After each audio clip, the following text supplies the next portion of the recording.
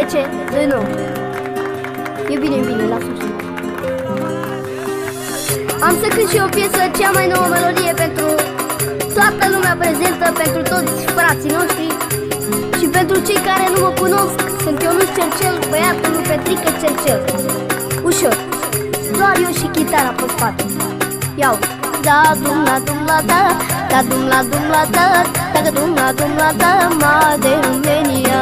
Da dum la dum la da, da dum la dum la da, da dum la dum la da, ma de România. Chiar dacă ești moldovean, ardelean sau țigan, sunt